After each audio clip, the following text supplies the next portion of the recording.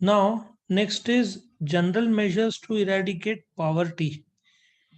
Poverty को हटाने के लिए क्या-क्या स्टेप्स लिए जा सकते हैं गवर्नमेंट ने या खुद लोगों ने, जिससे गरीबी से बाहर आ सके। पहला सबसे आसान तरीका इस पॉपुलेशन को कम करो, क्योंकि जैसे एक फैमिली में क्राउड बढ़ता है या पॉपुलेशन होता है तो उसका खाना पीना, एजुकेशन, है ना। तो जैसे एक ज़माने में हम दो हमारे दो हुआ करते थे, पहले बताया था मैंने। फिर आज एक मूल सुंदर फूल बोलते हैं, मतलब वन चाइल्ड पॉलिसी। चाइना में कंपलसरी वन चाइल्ड पॉलिसी था। वो लोग दूसरा चाइल्ड अलाउड नहीं करते थे और न्यूज़ आता था कि वो लोग दूसरे चाइल्ड को मार देते थे। अभी आई थिंक पिछले साल उन लोगों ने वन चाइल्ड पॉलिसी रोक दिया है, मतलब there can be two child in a family, two और मोर चाइल्ड। एक मिनट फोन। तो पार्थ, तूने फोन किया, क्या बात है? पार्थ है क्या इधर लाइव? एक मिनट, लाइव लेक्चर में क्यों? आगे बढ़ते हैं। नाउ पहला पॉइंट देख, मेरा रिदम भी चला गया। Control of population. So population policies have been introduce. अभी नया बिल भी आने वाला है जिसमें एक फैमिली में आई थिंक दो से ज्यादा बच्चे रहे तो कुछ डिसएडवांटेज मिलेगा। इनकम टैक्स में तो एजुकेशन का जो बेनिफिट है थर्ड चाइल्ड को नहीं मिलता है। वैसे हो सकता है ऐसा भी हो जाए कि कोई इलेक्शन नहीं लड़ सकता if more than two children रहे, ऐसा सुनने में आ रहा है कि बिल में आएगा। Let's see. दूसरा, एग्रीकल्चर। नाउ अभी ऑलरेडी मिनिमम सपोर्ट प्राइस का दिल्ली में हड़ताल ये सब चालू है। फार्मर्स को चीप क्रेडिट फैसिलिटीज प्रोवाइड करते हैं। ट्रैक्टर में तो सब्सिडी भी मिलता है, करीबन 25% तो गवर्नमेंट भरता है। उसमें भी एमएसपी है। एमएसपी पता है क्या होता है? मिनिमम सपोर्ट प्राइस कुछ ऐसे चीजें हैं जिसमें, अब शुगर केन ले लो। शुगर केन जो तुमको कोल्हापुर साइड बहुत सारे मिलेंगे शुगर केन फार्म्स। जो शुगर केन आउटपुट आता है वो शक्कर के कंपनी को एज अ रॉ मटेरियल जाता है। तो यहाँ पे एमएसपी है। What is MSP? गवर्नमेंट बोलता है कि करीबन 214 रुपया पर टन है, उससे कम में शुगर कंपनी खरीद नहीं सकता। तो एक फायदा ऐसे होता है कि शक्कर कंपनी यदि एमएसपी नहीं होता तो शुगर केन फार्मर्स को बोले होते कि हम 150 रुपए में लेंगे, और मजबूरी में शुगर केन फार्मर्स को 150 रुपए में बेचना पड़ा होता। तो कुछ जगह पे मिनिमम सपोर्ट प्राइसेस है, जूट में भी है। तो वो मिनिमम प्राइस है जिसमें तुम बेचोगे, उसके ऊपर चलेगा, उससे कम नहीं चलता है।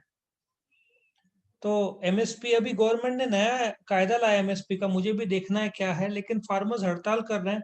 गवर्नमेंट ने गलत तो नहीं लाया होगा, ये सब पॉलिटिकल बैक्ड स्ट्राइक होगा, मुझे सब पर्सनली लगता है। एमएसपी में फार्मर्स को हमेशा अच्छा ही कीमत दिया जाता है, और जब इलेक्शन आता है तो एमएसपी बढ़ जाता है, जिसमें फार्मर्स को बहुत अच्छा रकम मिलता है। लेट अस come two point number 3, rural works. Now सोचो ना, 6,38,000 गांव है देश में। गांव में एम्प्लॉयमेंट अपॉर्चुनिटीज कितना है? किस प्रकार से एम्प्लॉयमेंट अपॉर्चुनिटीज है? पहला, गांव के रास्ते, इरिगेशन, इलेक्ट्रिफिकेशन, मोबाइल टावर्स, बहुत सारे चीजें हैं जो गांव में किए जा सकते हैं। और जब ये गांव में किए जाते हैं तो एम्प्लॉयमेंट बोलते हैं ना, लोगों को मिलता है। करेक्ट। सो रूरल वर्क्स पे गवर्नमेंट ने खर्चा किया तो बहुत अच्छा। पर अभी कोविड के बाद में गवर्नमेंट की हालत ऐसी है कि गवर्नमेंट के पास उतना करस्पॉन्डिंग कैश नहीं है, तो बोलते ना रूरल वर्क्स थोड़ा सा डिले हो सकता है, क्योंकि गवर्नमेंट ने ऑलरेडी बहुत खर्चा किया है। तो अभी देखते गवर्नमेंट क्या करता है, अभी श्योर नहीं एट दिस पॉइंट क्या होता है, let us check out gradually क्या होगा। सो रूरल वर्क्स के बाद में रूरल इंडस्ट्रियलाइजेशन। अभी क्या होता है भारत में, स्मॉल एंड मिनिमम बिजनेस जिसको एसएमबी बोलते हैं, करीबन 8 करोड़ है देश में। उसमें से डिजिटल सिर्फ 2% है। एक 2016 का जो डेटा बताता है कि 68% में इंटरनेट कनेक्टिविटी भी नहीं था। अभी लाना पड़ा होगा, क्योंकि आजकल पेटीएम लोग कैश से ज्यादा, काफी जगह चाय टपरी में भी 10 रुपया रहा तो भी पेटीएम, फोन पे ये सब यूज करते हैं। डिजिटल बढ़ रहा है काफी। तुम्हारे जनरेशन में डिजिटल काफी हद तक आ जाएगा, हालांकि आज भी कैश में काफी कुछ डील होता है। तो इंडस्ट्रियलाइजेशन का एक एडवांटेज कैसा है गांव में, कि तुम जैसे स्टील के कंपनीज वो सब एक्सपेक्ट नहीं कर सकते, लेकिन अब जैसे चावल है, आई थिंक पोहा का मेन इंग्रेडिएंट वो है। तो जैसे पोहा का फैक्ट्री लगा दिया, या टमाटर है तो टमाटर सॉस का फैक्ट्री लगा दिया, टोमेटो प्योरी का फैक्ट्री लगा दिया। महाबलेश्वर में पंचगिनी, तुम लोग कोई गया है महाबलेश्वर कभी? हाँ सर। तो महाबलेश्वर के पहले पंचगिनी में उधर कौन सा मालास मैप्रो, मैप्रो के इसमें गए होंगे जरूर। हाँ सर। तो मैप्रो के इधर कैसे है वो एरिया, पंच महाबलेश्वर में स्ट्रॉबेरी बहुत फेमस है। तो उधर ही फैक्ट्री है जो स्क्वायर स्ट्रॉबेरी का स्क्वाश और सिरप और दुनिया भर की चीजें बनाता है। तो रूरल इंडस्ट्रियलाइजेशन कैसे होना चाहिए, अब जैसे अंगूर है तो वाइन आ गया नासिक में। If you see Shimla side apple है तो एप्पल जूस के फैक्ट्रीज आ जाएंगे। जैसे महाबलेश्वर का स्ट्रॉबेरी है तो स्ट्रॉबेरी मिल्क शेक काफी फेमस है। इफ यू सी नागपुर तो ऑरेंजेस ऑरेंजेस जूस, ये सब। तो बोलने का तात्पर्य है रूरल इंडस्ट्रियलाइजेशन भी किया जा सकता है, जो एग्री के प्रोडक्ट्स है उसको अ, आगे बढ़ाया जा सकता है। हालांकि अपने देश का एक ट्रेजेडी ऐसा है कि जो फूड एंड फूड प्रोडक्ट्स को आगे जो प्रोसेस करते हैं वो सिर्फ 15% प्रोसेस होता है, बाकी सब उसी फॉर्म में बेच दिया जाता है। कंपनी कुछ कम कंट्रीज है जो 60 से 70% फूड को प्रोसेस करती है। अपना देश में सिर्फ 15% को फूड प्रोसेसिंग होता है। और एक और एग्जांपल इसमें लिया जाए रूरल इंडस्ट्रियलाइजेशन का, तो इसका बेस्ट एग्जांपल गुजरात में एक जगह है आनंद, सुना है किसी ने? सुना है किसी ने? Yes sir. Yes sir. तो अमूल वहां पे है, आनंद के इसमें है। तो एक सेकंड ना, मुझे एक फोन आ रहा है, मुझे आंसर करना पड़ेगा। हेलो। तो मैं किसका एग्जांपल ले रहा था, अमूल का। आज इंडिया का सबसे बड़ा मिल्क एंड मिल्क जो है ना, फूड प्रोडक्ट्स का, जो मिल्क प्रोडक्ट्स का सबसे बड़ा कंपनी है, 20,000 करोड़ का धंधा करता है। एशिया का नंबर 2 का है। आई थिंक 1950s में शुरू हुआ था, 54 if I am not wrong. एक क्रिश्चियन आदमी है, वर्गीस कुरियन, उनका काफी योगदान था इसको आगे बढ़ाने में। वो अमूल गर्ल, पता है फोटो में लड़की एक दिखती है एड में, हाँ सर। तो वो 60-70 साल से वही है। तो उसमें उन लोग काफी फेमस किया है। तो आज आनंद में वो लोग करीबन 12.5 लाख फार्मर्स से हर रोज दूध लेते हैं, और क्वालिटी मेंटेन करते हुए मिल्क, चीज, बटर, घी। दूध में करीबन जो प्रॉफिट मार्जिन है वो 4 to 6% है। जो प्रॉफिट मिलता है ना, 4 से 6% है। But milk and milk products में 12 से 15% है। मतलब पनीर, चीज, दही, ठीक है। आजकल तो प्रोबायोटिक दही आ गया है। तो इसमें मार्जिन ज्यादा है, तो इसलिए रूरल इंडस्ट्रियलाइजेशन ऐसे टाइप के प्रोडक्ट्स में इसका वैल्यू बढ़ने का चांसेस बहुत ज्यादा है। Next is the minimum wages act. Minimum wages act ये एक ऐसा एक्ट है जो फेयर वेजेस की बात करता है। ना व्हाट इज फेयर वेजेस? जहां तक मेरा नॉलेज है, लास्ट जो मैंने चेक किया था, it was around 172 rupees per day. So minimum wages act जो है वो प्रिस्क्राइब करता है कि एक दिन में एक मजदूर को कम से कम इतना देना पड़ेगा, उससे कम देना गुनाह माना जाता है। और ये वक्त के साथ साथ रिवाइज होता है।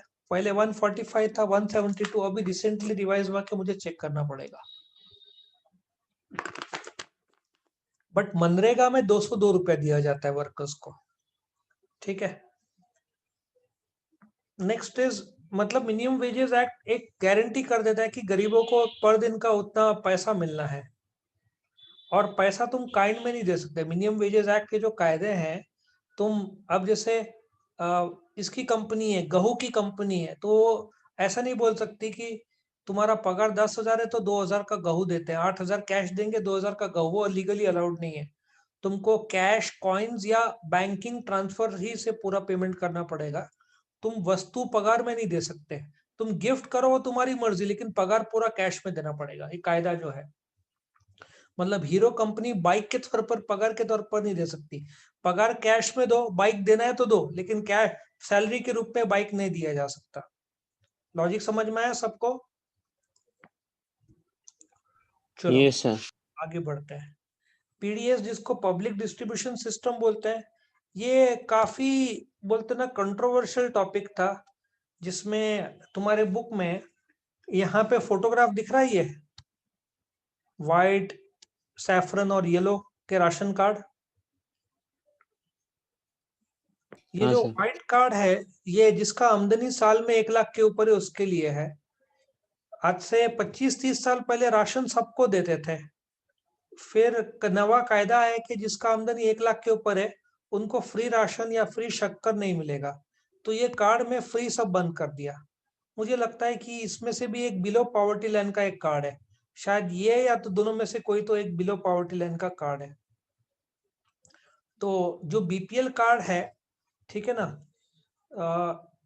उनको उतना फ्री राशन वो लोग देते हैं महीने का। कौन देते हैं? गवर्नमेंट देते हैं। जो फ्री राशन है ना, तो एक मिनट में तुमको बताओ बीपीएल राशन कार्ड का कलर क्या है, इसमें मुझे देखना पड़ेगा, अलग अलग येलो है कलर। सर शायद। हाँ, येलो। येलो है बीपीएल का। हाँ सर। इनको कुछ 35 किलो गेहूं फ्री मिलता है, और 12 सिलेंडर, तो वैसे आम इंसान को भी 12 सिलेंडर साल का फ्री है। फ्री मतलब डिस्काउंटेड रेट में है। तो आगे चलकर ना, अभी जो नया कायदा आ रहा है, ये सब हट जाएगा, ये सब कैंसिल हो जाएगा। There will be only one colour card का, जो कि सही है ना। कार्ड का कलर की कोई जरूरत नहीं है। आधार कार्ड के थ्रू लिंक कर दिया तो कोई कार्ड का कलर का वैल्यू नहीं रह जाता। ठीक है। सो पहले क्या होता था, लोग डुप्लीकेट कार्ड बनाते थे, जिसकी डेथ हुई उसके नाम पे भी कार्ड बन जाता था।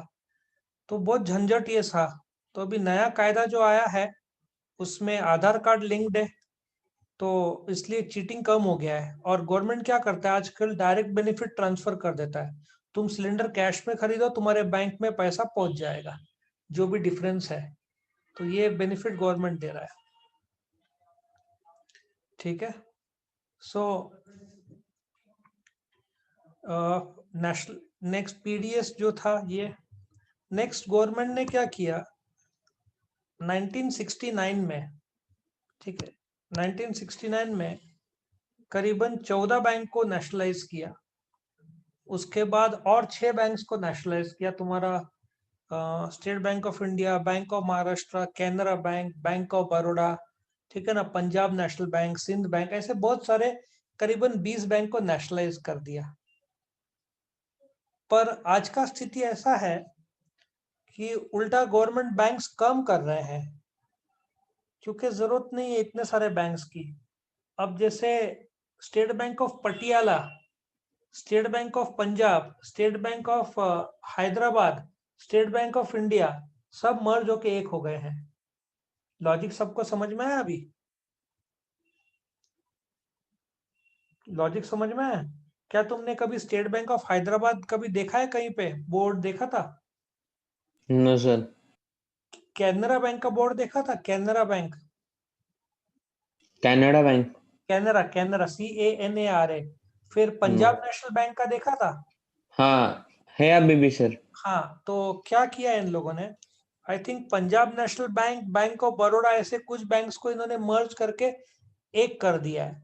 सो 20 में से मुझे लगता है तीन तीन तीन ऐसे तीन तीन करके गवर्नमेंट मर्ज कर रहा है। देना बैंक सुना है? देना बैंक, हाँ उसको सर। भी मर्ज कर दिया है कोई बैंक के साथ, I think bank of Baroda के साथ मर्ज कर दिया है।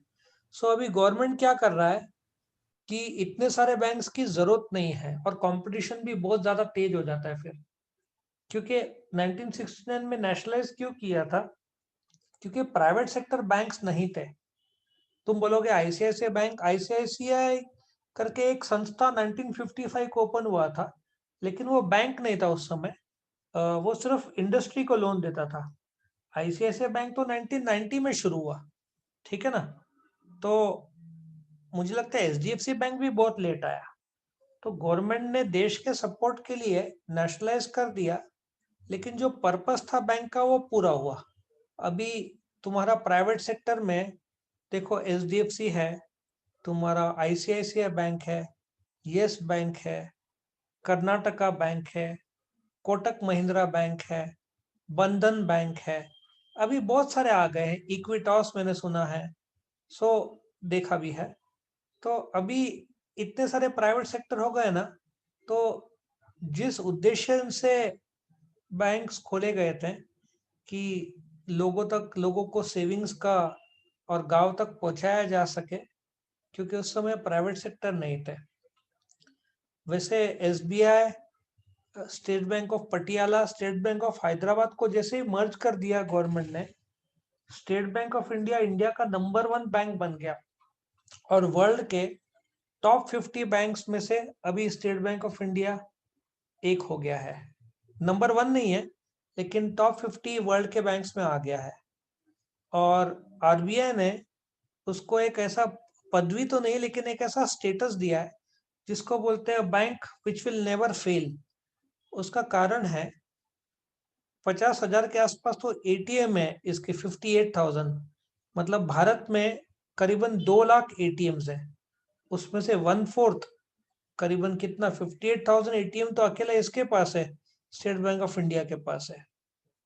तो एक एचडीएफसी को भी यही पदवी दिया है, bank which is so big which will not fail. ऐसे 2 बैंक है जिसको आरबीआई ने ये दिया है। बोलने के लिए बहुत कुछ है, लेकिन 12th में तुमको एक चैप्टर बैंक्स, एक चैप्टर का सब पार्ट है, चैप्टर नंबर 3 है, जिसमें बैंक्स पर करीबन 6-8 क्वेश्चंस है।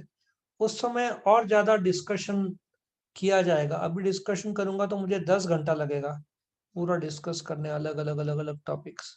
सो इतना समझ लो कि 1969 में I think Indira Gandhi government था तभी, if I am not wrong, 14 nationalise bank शुरू हुए, जो कि बहुत अच्छा चीज था। फिर और 6 नेशनलाइज बैंक बाद में खोला गया ताकि बैंकिंग, लेकिन आज कुछ साल से बैंकिंग में फ्रॉड्स काफी बढ़ गए हैं और स्ट्रिक्ट होते जा रहा है। और आजकल का नया जो जो स्ट्रैटेजी गवर्नमेंट अपना रहा है कि नेशनलाइज बैंक इतने सारे की जरूरत नहीं है। इसलिए अभी जो तुमने सुना होगा पंजाब नेशनल बैंक, वो मर्ज होते जा रहा है। पंजाब, जैसे देना बैंक था, कैनरा बैंक था, ये सब मर्ज हो गए अभी। इनका नाम भी तुम कभी सुनोगे नहीं, क्योंकि ये बैंक ऑफ बड़ौदा बड़ा बैंक है ना, तो उसके अंडर आ जाएगा ये सारे बैंक्स। तो शॉर्ट में बताया, बोलने के लिए बहुत था। प्रोग्रेसिव टैक्स तो ये तो 50 घंटा का टॉपिक है, फिलहाल सिर्फ इतना बताऊंगा। प्रोग्रेसिव टैक्स मेजर में इंडिया में इनकम टैक्स एक्ट 1961 है, और तुम जब कमाते हो तो उस पर टैक्स लगता है, करेक्ट? लेकिन गवर्नमेंट ने क्या बोला, गरीब लोग को इनकम टैक्स भरना मतलब कठिन जाएगा।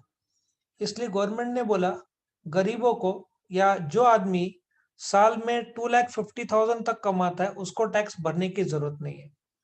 मतलब करीबन 20,000 रुपया पर महीना तुम कमाते हो तो तुमको कोई भी टैक्स भरने की जरूरत नहीं है। तुम्हारा यदि इनकम 2,50,000 टू 5 लाख है, 4 लाख का है, तो तुमको 2,50,000 तक जीरो और 2,50,000 से 4 लाख तक जो भी रहेगा उस पे 5% टैक्स भरना है। तुम्हारा इनकम 5 लाख और 10 लाख के बीच में है तो तुमको 20% टैक्स भरना है उस इनकम में। तुम्हारा इनकम साल का 10 लाख के ऊपर है तो तुमको 30% टैक्स भरना है। तो इस प्रकार से इसको प्रोग्रेसिव टैक्सेशन बोलते हैं कि तुम जब जैसे ज्यादा कमाते जाते हो वैसे तुमको टैक्स ज्यादा लगता है। आया समझ में? If you earn more you have to pay more tax. आया समझ में प्रोग्रेसिव टैक्स मेजर्स का? इससे गरीब लोग को टैक्स कम भरना होता है, अमीर लोग को ज्यादा भरना पड़ता है। इसलिए तुम 20,000 कमाते हो महीने का तब सेफ रहो, कोई टैक्स तुमको लगेगा नहीं। इनकम टैक्स की बात कर रहा हूँ, जीएसटी की नहीं। जीएसटी गुड्स में होता है। अगेन ये फर्क क्या है, सब 12th में है। Education, to increase the enrollment ratio, primary education has been made free and compulsory for all. Free education for girls, midday meal, sanitation and safe drinking water have also been provided. But यहाँ पे एक गड़बड़ी हुई है। Covid के वजह से अपन ये सब चीजों से ज्यादा क्या जरूरत था पता है? 2 चीज का जरूरत था, एक तो इंटरनेट कनेक्शन और दूसरा मोबाइल फोन्स। दोनों का प्रॉब्लम गांव में आ रहा है। जहाँ पे इंटरनेट ये है, इंटरनेट कनेक्शंस है, मोबाइल डेटा है, वहां पे लोगों के पास मोबाइल नहीं गांव में। तो ये साल कोविड में बहुत लोग का पढ़ाई पीछे रह गया, ये एक दुख की बात है। तो कोविड थोड़ा एक्स्ट्रॉर्डिनरी सिचुएशन हो गया, लेकिन गवर्नमेंट एनरोलमेंट के लिए गर्ल को फ्री एजुकेशन, और अपने देश में ना तुम अमेरिका में गर्ल और बॉय के बीच में भेदभाव नहीं होता। ये इंडिया में क्यों भेदभाव होता है? क्योंकि लोगों ने क्रिएट किया है। गर्ल चाइल्ड, बॉय चाइल्ड तो कभी सुना नहीं है। ये लोगों का दृष्टिकोण है ना औरत के पीछे। सती परंपरा, ये सब यूजलेस लोगों इंडिया ने के लोगों ने ही बनाया है। लोग बोलते हैं ना कि जो पूर्वज ने बनाया वो सही है, हर कुछ सही नहीं है। सती प्रथा जो बनाया था प्रथा, वो पूरे तरीके से गलत था, जिसको काफी साल इंडिया को भुगतना पड़ा। तो ये जो डिफरेंस है बॉय चाइल्ड और गर्ल चाइल्ड के बीच में, ये होना ही नहीं चाहिए। बस दोनों चाइल्ड है, सिंपल सी बात है। लेकिन इंडिया में नहीं, गर्ल चाइल्ड को क्यों कंपलसरी? क्योंकि लोग क्या सोचते हैं, लड़की को शादी करवानी है तो उसको खाना पकाना सिखाओ, तो इसकी वजह से भेजते नहीं स्कूल में। ये अभी भी गांव में बदला नहीं है। नया एजुकेशन पॉलिसी भले ही आया है, किसने आज स्टेटस भी ग्रुप में डाला था, लेकिन इसको परिवर्तन आने को मुझे लगता है और 15 साल तो लगेगा। नया एजुकेशन पॉलिसी पूरा छाने को, समझने को 2035 तक थोड़ा भेदभाव और कम होगा, लेकिन तब तक तो नहीं होना है। मेंटालिटी का प्रॉब्लम है इंडिया का, और कुछ नहीं। ये girl free education for girls क्यों रखा भाई? गर्ल्स और बॉयज में भेदभाव इधर ही हो जाता है ना। गर्ल्स को फ्री एजुकेशन, मैं जेंडर की बात कर रहा हूँ कि दोनों के लिए फ्री रखो, दोनों को इक्वल दर्जा दो ना। तो हर जगह पे 1/3 वुमेन होनी चाहिए। फॉरेन में ऐसे कुछ कायदे नहीं होंगे, फॉरेन में सबको एक मानते हैं, उसमें कोई प्रॉब्लम नहीं है, गर्ल प्राइम मिनिस्टर रहे या बॉय रहे, एज लॉन्ग एज ठीक से देश को चला रहे, इट्स ओके। लेकिन तुम अमेरिका में देखो, मुझे नहीं लगता कोई लेडी प्राइम मिनिस्टर प्रेसिडेंट बनी है आज तक, मुझे नहीं यार लगता। अपन बोलते हैं वहां पे भेदभाव नहीं, लेकिन शायद उधर भी कुछ तो प्रॉब्लम है। अफोर्डेबल हाउसिंग, अफोर्डेबल हाउसिंग में इस बार स्टेट गवर्नमेंट ने भी अच्छा काम किया और सेंट्रल गवर्नमेंट ने।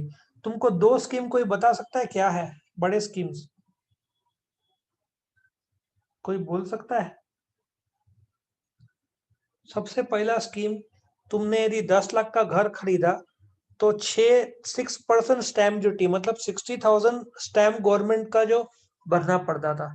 इस साल मुझे लगता है दिसंबर 31 तक 2% है, मतलब तुम्हारा 40,000 बचेगा यदि तुमने घर खरीदा। ये महाराष्ट्र गवर्नमेंट की तरफ से स्कीम है। और एक सेंट्रल गवर्नमेंट की तरफ से ऐसा स्कीम है, तुम जब पहली बार घर खरीदते हो तो तुमको कुछ 2,30,000 रिफंड मिलता है गवर्नमेंट की तरफ से, जो भी घर खरीदा। ये 2 स्कीम्स है, अफोर्डेबल हाउसिंग प्लस झोपड़पट्टी के यहाँ पे नया कंस्ट्रक्शन करके सबको सस्ते दर पर फ्लैट दिया जाए। अभी मेरे को याद है दिल्ली में, दिल्ली साइड वहां पे ऐसे कुछ 1,000 घर बनाए थे गवर्नमेंट ने, जिसके लिए 5 लाख कुछ तो आवेदन आए थे। वो लकी ड्रॉ का सिस्टम था जिसको मिला लक, लेकिन फिर यहाँ पे कंट्रोवर्सी, करप्शन काफी का सुनने में आता है। तो अफोर्डेबल हाउसिंग का एक प्रॉब्लम ऐसा है कि अफोर्डेबल हाउसिंग में जो रूम साइज है, तुमको रहना भी है सस्ते में भी, लेकिन रूम साइज इतने छोटे हैं कि अपने को लगता है कि अपन और खरगोश में कुछ खास फर्क नहीं है। जो कंस्ट्रक्शन होता है रूम के इतने छोटे होते हैं कि इंसान को स्पेस जो चाहिए ना जीने के लिए, वो बहुत टाइट होता है। सो मतलब रूम शुरुआत होते ही खत्म हो जाता है। पलंग और थोड़ा बहुत जगह रहेगा कबाड़ के लिए, इसके अलावा कुछ जगह नहीं रहेगा, तो एक थोड़ा सा स्पेस चाहिए। तो इसमें भी थोड़ा सा कठिनाई हो जाता है कि, लेकिन आइडियल साइज क्या है वो बोलना बहुत कठिन है। सो अफोर्डेबल हाउसिंग मैं मानता हूँ सेंट्रल और स्टेट गवर्नमेंट दोनों ने कोऑपरेट किया है। महाराष्ट्र गवर्नमेंट ने भी अच्छा कोऑपरेट किया है इस बार। सेंट्रल गवर्नमेंट के भी स्कीम्स है, लेकिन याद रखो जिनके ऑलरेडी घर है वो सेकंड घर लेंगे तो उनको 2,30,000 वापस नहीं मिलेगा, वो सिर्फ फर्स्ट टाइम बायर्स के लिए। आया समझ में? इसलिए काफी गरीब लोगों ने घर इस टाइम में लिए हैं, क्योंकि एक तो स्टैम्प ड्यूटी कम हो रहा है, प्लस 2,30,000 या 40,000 गवर्नमेंट से वापस मिलता है। लेकिन अफोर्डेबल हाउसिंग का मैं तुमको एक और चीज बताऊंगा। वैसे तुम्हारी उम्र बहुत छोटी है, लेकिन जब मेरे बीबीए के बच्चे ग्रेजुएट होने लगते हैं ना, या जो थर्ड ईयर के, मैं उनको बोलता हूँ 2 चीज से दूर रहना।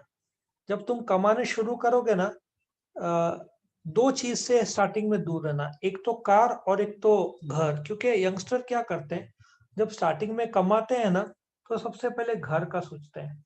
तुम्हारा कमाई लेट अस एज्यूम 30,000 है, तूने घर लिया सस्ता वाला 20 लाख का, 1 लाख पे 1,000 का हफ्ता रहता है, तो 15 से 17,000 का हफ्ता आता है, तुम्हारे पास हाथ में बस 13,000 बचता है, और तुम अगले 20 साल ईएमआई भरते रहते हो, भरते रहते हो, भरते रहते हो। मैंने उनको बोला फिलहाल जब तुम्हारा जॉब लगेगा आईफोन से दूर रहना, क्योंकि आईफोन लाख रुपए का आता है। तुम्हारा पगार 20,000 होगा, तुम साल का 5, उससे अच्छा लाख रुपए इन्वेस्ट करो कहीं पे, गोल्ड, शेयर, सिल्वर, जमीन तो इतने कम में मुश्किल है, बट इन्वेस्ट करो। और घर लेने की जल्दी मत करो, क्योंकि घर ले लिया ना तो हर महीने का हफ्ता तुमके लाइफ लॉन्ग बोझा बन जाएगा, और तुम बिजनेस स्टार्ट करने से पहले ईएमआई का सोचोगे और फिर स्टार्ट भी नहीं करोगे बिजनेस, क्योंकि तुम वो डर रहेगा कि ईएमआई नहीं भर पाए तो क्या। इसलिए मैंने बोला कि सपोज यदि 23 के एज में जॉब लगता है और तुमको घर खरीदना है आफ्टर 28, तुम पहले अपना सेविंग्स बनाओ। और इसमें वर्ल्ड की बेस्ट बुक जो है, जो रीड करना चाहिए, मेरे ख्याल से ये सिलेबस में डालना चाहिए था, एक बुक है रिच डैड पुअर डैड। ये किसने पढ़ी है तुम लोग में से? पढ़ी है कि नहीं? यस और नो? नहीं सर। ये वर्ल्ड की बेस्ट बुक है इन टर्म्स ऑफ इन्वेस्टमेंट और पैसा का बचत क्या है। तो ये बुक धीरे धीरे यदि कोई पढ़ना चाहे, रिच डैड पुअर डैड, मतलब उसने बोला कि दो, ऐसे नहीं, एक दो विचारधारा है फादर का। एक फादर जो रईसी रिच है उस विचारधारा से जीते, एक फादर जो गरीब विचारधाराएं से जीते हैं। बहुत बढ़िया बुक है। I will ask you to buy this book. या तो जाएंगे नहीं मार्केट में तो मोबाइल में किंडल डाउनलोड कर लो, ऑनलाइन बुक खरीद लो किंडल में, हर रोज एक एक 2-2 पेज पढ़ने का। ठीक है, ये खरीद लो। सो आदित्य लॉर्ड की दाढ़ी बड़ी हुई है, तो इतना दुखी क्यों दिख रहा है आदित्य? कुछ नहीं सर। आदित्य बोल रहा क्या करूं सर, जिंदगी में पबजी के अलावा कुछ बचा ही नहीं है, बाहर जा नहीं सकते, कोई आ नहीं सकता, क्या करे। मेरा पहले से ऑन था सर वीडियो। लेकिन कोई बात नहीं ना, एक आध बार थोड़ा दिखाया तो पता चलता है कि एक बहुत इंसान जो खुश है, बराबर ना। और ऐसे 6 महीने बाद तू लेगा तो बाबा बन जाएगा, आदित्य बाबा बोलना पड़ेगा तुझे तो। सर ये मन नहीं करता ना काटने के लिए, क्या बोल रहा है? मन नहीं करता शेव करने के लिए। मैंने इसलिए बोला था घर का साफ सफाई करो खुद से, थोड़ा बॉडी काम करेगा। इनफैक्ट एक डेविड गॉगिन्स की बुक है, जो नहीं मन करता है जबरदस्ती वो किया ना, ब्रेन को आदत हो जाती है काम करने की। ब्रेन को आलस से बाहर निकालने का एक ही तरीका एक्शन। चद्दर यदि घड़ी नहीं की है तो सबसे पहले चद्दर घड़ी करो, ताकि सोने की इच्छा ना हो। और मैं तो बोलूं जो चीज मन नहीं करता है ना, 3 चीजें क्लास खत्म होने के बाद सबसे पहले करो। दाढ़ी या रूम का सजावट या कुछ स्टडी बाकी है या सम, पहले वो करो। इससे क्या होगा, ब्रेन एक सिक्योर एटमॉस्फेयर चाहता है कि चलो नहीं इसी दायरे में जीना है हमको, इसके बाहर नहीं जाना। तो ब्रेन को out of the box thinking सुना होगा ना, कि थोड़ा बाहर उस कमरे से बाहर, मतलब जो ब्रेन ने एक रूम बना के रखा है ना, इसके बाहर नहीं जाना, मतलब कंफर्ट जोन से बाहर आना। सुना है कंफर्ट जोन? कंफर्ट जोन एक ऐसा जोन है जिससे आदमी बाहर जाना नहीं चाहता है, कि बस routine life, relax life, extra मेहनत कोई करना नहीं चाहता, इसलिए कंफर्ट जोन से बाहर आना पड़ेगा तुमको। चलो आगे बढ़ते हैं। Next is health facilities. 9 lakh hospitals है इंडिया में, नहीं 9 लाख डॉक्टर्स है, 8 लाख मेडिकल स्टोर्स है। हेल्थ फैसिलिटीज तो अपने देश में सबसे बढ़िया इंप्रूव हुआ है। सब्सिडाइज्ड रेट, सिविल हॉस्पिटल में आई थिंक फ्री ट्रीटमेंट होता है गरीबों का। और कोविड का भी फ्री ट्रीटमेंट होता है, लेकिन फ्री चेकिंग होता है गरीब लोग के लिए। लेकिन अगेन तुम बोलोगे ना कोविड का, इसमें एक प्रॉब्लम ऐसा है, तुमको बताता हूँ। ये सब्सिडाइज्ड फैसिलिटी बोलते हैं, लेकिन कोविड में भी फ्री टेस्टिंग बोलते हैं। एक मेरे पहचान के हैं, उनके मेड शायद किसी को जाना था, नासिक रोड में फैसिलिटी था। उन्होंने बोला नासिक रोड में गए ना, तो नासिक रोड में बोला यहाँ नहीं होता, जाकिर हुसैन में जाओ। जाकिर हुसैन द्वारका में है ना कहीं पे,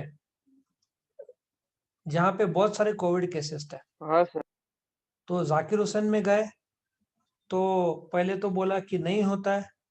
अब ये मेरे मेड के ये पहचान के थे, ये लोग साथ में गए थे। उन्होंने बोला लिख के दो जरा, नहीं होता है। वो डर गया, क्योंकि लिख के दिया तो वो तो बैठ ही जाएगा। गवर्नमेंट को उससे लेटर लिख दिया कि देखो कैसे झूठ बोल रहे हैं।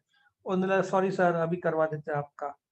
लोग क्या बोलते हैं, नहीं होता है तो लोग फाइट नहीं करते। फाइट मतलब झगड़ा नहीं, लेकिन वो आदमी होशियार था, उसने बोला कोई बात नहीं होता ना, लिख के दो मुझे कि इधर नहीं होता, फिर मैं देखता हूँ क्या करना है। सो फ्री फैसिलिटीज का एक प्रॉब्लम है कि लोग ठीक से देते नहीं है फ्री फैसिलिटीज।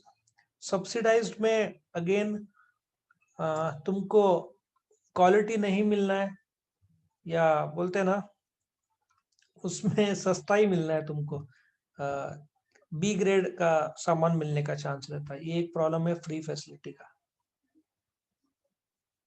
और नेक्स्ट इज स्किल डेवलपमेंट और सेल्फ एम्प्लॉयमेंट। ये आज के तारीख में सबसे ज्यादा जरूरत है, इसलिए मैं तुमको बोलता हूँ जरा स्किल डेवलप करो अपना, फालतू टाइम वेस्ट मत करो। स्किल डेवलप एक ही प्रकार से हो सकता है, तुमको क्या पसंद है वो करो, उस फील्ड को आगे बढ़ाओ। गेमिंग ये सब टाइमिंग कम रखो, 1-2 घंटे का लिमिट, उसके ऊपर नहीं, क्योंकि वो नशा चढ़ जाता है फिर गेमिंग का। तो स्किल डेवलपमेंट में गवर्नमेंट ने स्टार्टअप पे सब शुरू किया है, लेकिन कोविड की वजह से अगेन वो रुक गया है।